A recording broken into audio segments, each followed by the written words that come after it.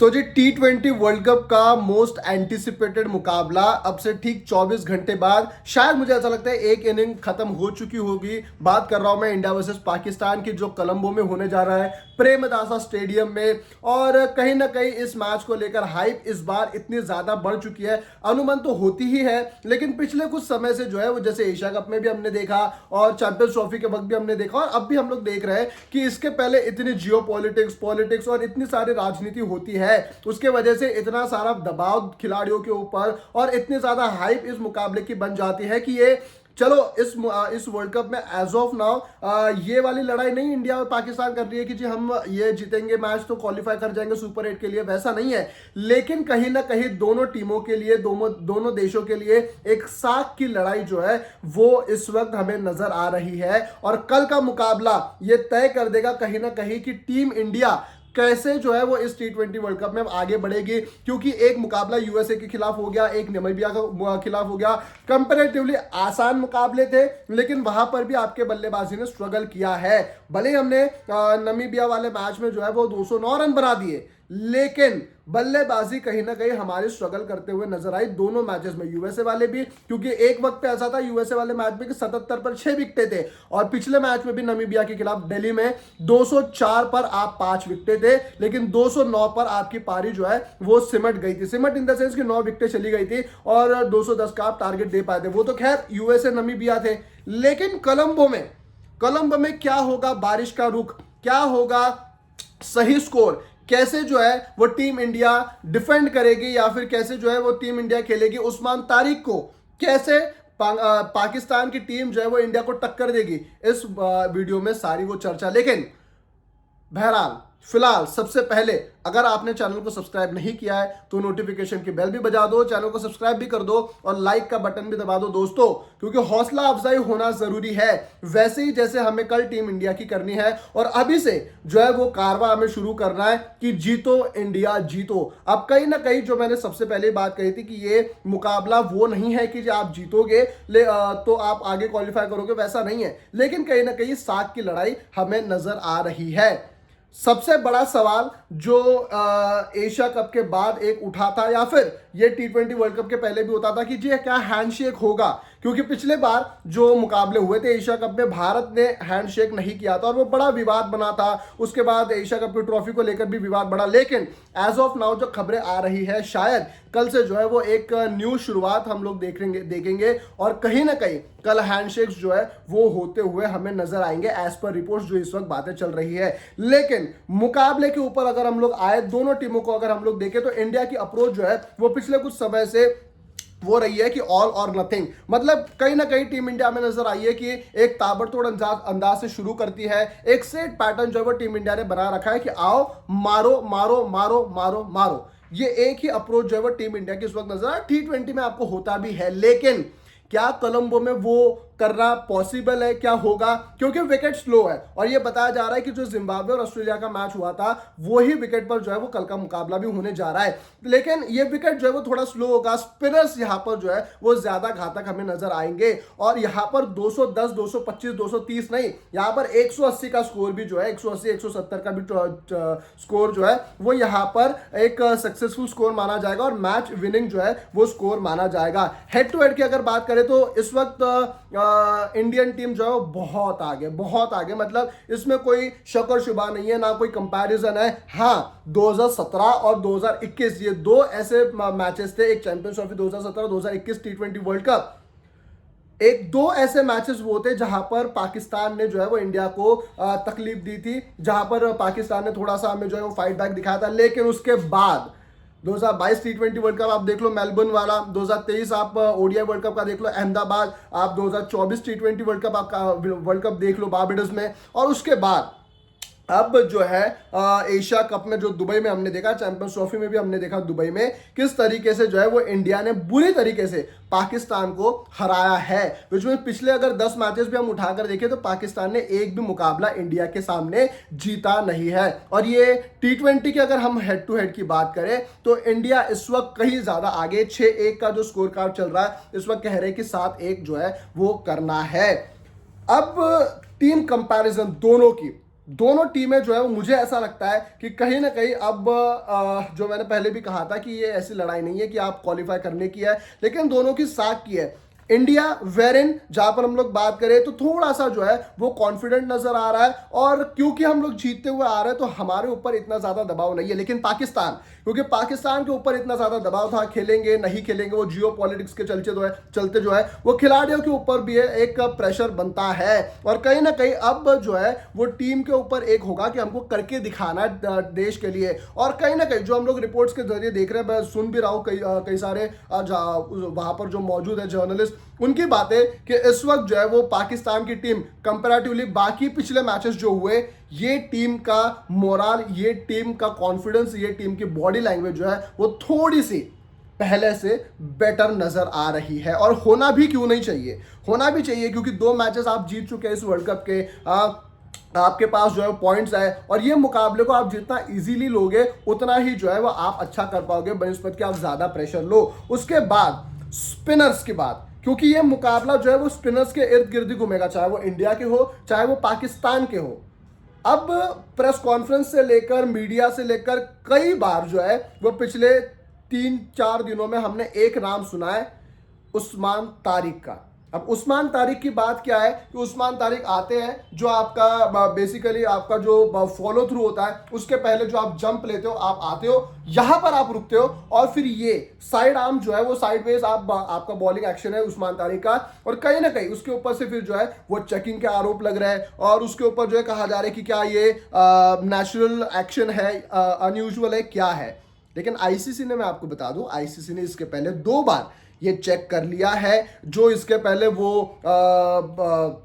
Leagues भी खेलते थे उसमें भी सवाल उठाए गए थे, लेकिन आईसीसी ने क्लियरेंस दे दिया, एक नहीं 2 बार जो है वो क्लियरेंस दे दी गई। और मुझे ऐसा लगता है कि वो सही भी है, क्योंकि देखो किसी को बिना काम के लिंच करने में कोई मतलब नहीं है, जो हकीकत है वो तो हकीकत है। उस्मान तारिक का एक्शन जो है वो अनयूजुअल भले ही है, लेकिन ऐसा नहीं है कि उसका कोई तोड़ नहीं हो सकता। आपको याद होगा 2008 में यही, क्योंकि कोलंबो इस वजह से मैं बात कर रहा हूं, अजंता मेंडिस नाम के एक खिलाड़ी आए थे, जहां पर उनको लगा था कि अरे ये तो अनयूजुअल है, ये तो ऐसा है वैसा है वैसा है, और आगे इंडिया की टीम में जो है वीरेंद्र सहवाग, सौरव गांगुली, युवराज सिंह जैसे दिग्गज थे, सचिन तेंदुलकर जैसे दिग्गज थे, लेकिन वो उनको खेल नहीं पाए थे। ऐसा नहीं है कि उस्मान तारिक को आप खेल नहीं पाओगे, और इंडिया ने जो है वो प्रैक्टिस भी उनके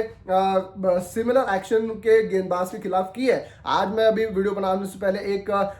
क्लिप देख रहा था जहां पर सूर्य कुमार यादव नजर आए कि एक मतलब रुक के जो है वो गेंदबाजी करवा रहे हैं अपने बल्लेबाज को। उसमें उस क्लिप में अभिषेक शर्मा थे, और उस क्लिप में जो है वो रिंकू सिंह भी मुझे नजर आए। तो ये कहीं ना कहीं बात थी कि जो आप रुक कर जो है वो गेंद डालना, उसमें कोई बात नहीं। अब क्या होता है ना कि आप जब रुक जाते हो, यहां पर जब रुक जाते हो तो बल्लेबाज का ना एक कहीं ना कहीं एक वो होता है ना विद द मोमेंट, कि जब आप आर्म ऊपर जाता है और बल्लेबाज भी सोचता है कि वो अब रिदम में आ रहा है, जो द मोमेंट वो अपने क्या कहते हैं उसको एक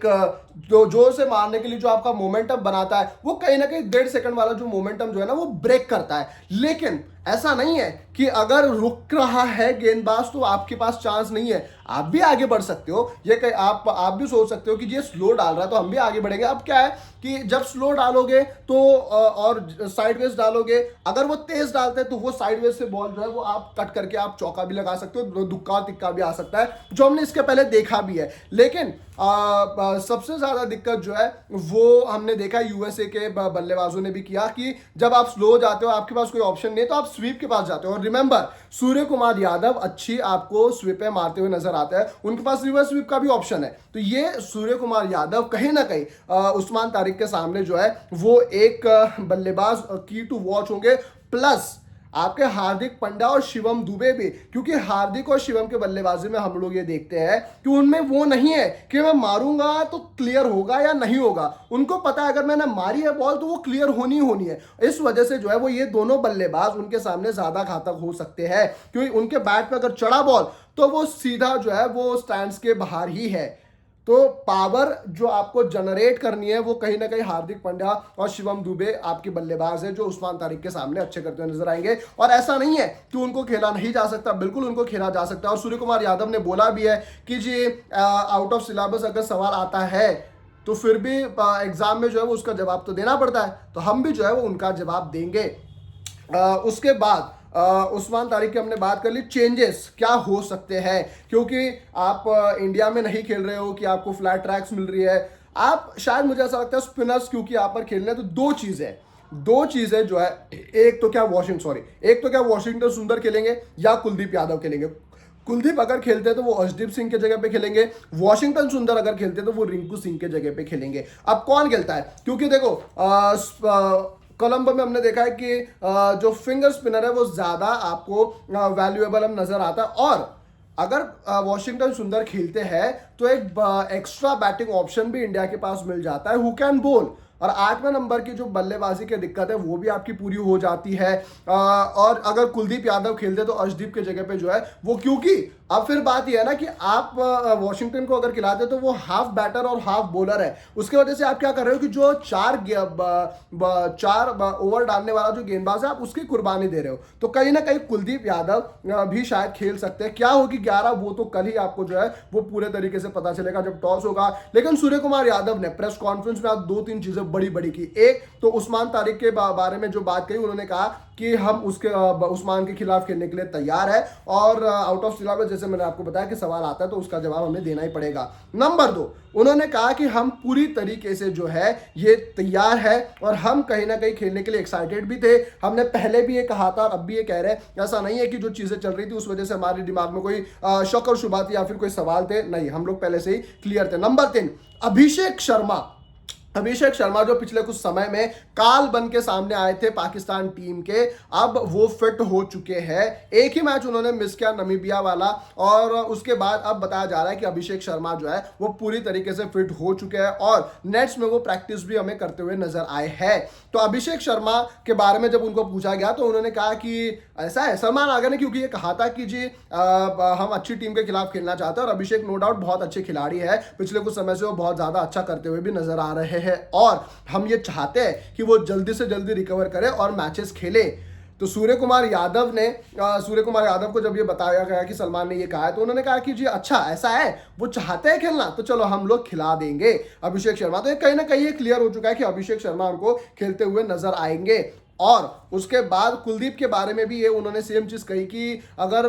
पिछले कुछ समय से जो है वो हवा एक कुलदीप का पाकिस्तान के ऊपर जो है बना हुआ है, और ये सारी चीजें चल रही है, तो एक काम करते हैं, हम कुलदीप को भी जो है वो खिला लेते हैं। अब मुझे नहीं पता कि क्या होगा क्या नहीं होगा, लेकिन प्रैक्टिस देखी जो मैंने, और क्योंकि देखो वो स्लो जो रुक के बॉल वाला है ना, वो एक ही गेंदबाज है उस्मान तारिक पूरे इस वक्त as of now world cup में, और अगर रिंकू सिंह को प्रैक्टिस करवा रहे हैं सूर्य कुमार यादव, तो शायद रिंकू मुझे लगता है कि खेल सकते हो, फिर उसके हिसाब से जो है वो स्पिनर भी आपका एक तय हो सकता है। ये सारी चीजें थी। उसके बाद जो है वो रेन फोरकास्ट, सबसे बड़ी बात जो है वो रेन फोरकास्ट की है। कल ये बताया जा रहा है कि 12 से 6 मैच के पहले जो दोपहर का वक्त है 12 से 6 बजे का, वहां पर सबसे ज्यादा बारिश की इम्कानात है, उस वक्त में सबसे ज्यादा जो है वो बारिश गिर सकती है। और ये अलर्ट भी जो है वो दिया है श्रीलंकन फोरकास्ट की तरफ से कि जी आप बाहर ना निकले, ये ना करे वो ना करे। लेकिन जो बात है वो मैच के पहले की बात है, तो और जो कहते हैं कि मैच जब शुरू होगा 7 PM ऑनवर्ड्स, वो एक तो बारिश जो है वो खत्म हो जाएगी, या फिर बी वहां पर हल्की हल्की जो है हमें बारिश देखने मिलेगी, उतनी तूफानी बारिश जो है वो हमें ना देखने को मिले। अब दोनों टीमों के बैटिंग को लेकर हम लोग अगर बात करेंगे तो अब पाकिस्तान के खिलाफ भी जो है, पाकिस्तान के पास भी जो है साइम अयूब एक अच्छे बल्लेबाज है जो अच्छी हिटिंग के लिए जाने वाले, फरहान है, सलमान है, बाबर। अब वही बात है ना कि पाकिस्तान के मिडिल ओवर्स की बात है, बाबर आजम समहाउ जो एशिया कप में पाकिस्तान ने देखा कि जी हम लोग जो है वो नहीं टिक पा रहे हैं, हमें एक स्टेबिलिटी चाहिए, इस वजह से बाबर आ गए। और सलमान का भी जो है ना एक बड़ा इम्तिहान है, सलमान का भी एक बड़ा इम्तिहान वर्ल्ड कप के लिहाज से इस वक्त इंडिया के सामने रहेगा। इंडिया के पास लेकिन अभिषेक शर्मा, ईशान किशन, जो मैंने आपको पहले ही बताया, हार्दिक और शिवम का, सूर्य का आपके स्वीप की बात बता दी, तो ये कहीं ना कहीं टीम इंडिया हमें कल जो है वो नजर आ सकती है, जो मैंने बात बताई आपको। आप लोग क्या कुछ सोचते हैं कमेंट सेक्शन में जरूर बताएं, क्योंकि आपकी राय सबसे ज्यादा मैटर करती है। आप कमेंट सेक्शन में जरूर बताएं, लाइक शेयर सब्सक्राइब भी करना आपको जरूरी है। और भी इनसाइड डिटेल्स कि क्या कुछ होगा, क्या बारिश के बारे में क्या कुछ खबरें आ रही है, वो भी लेकर मैं आपके साथ जुड़ूंगा। आपको बस बने रहना है, लाइक शेयर और सब्सक्राइब करना है, नोटिफिकेशन की बेल भी बजानी है। बहुत बहुत शुक्रिया।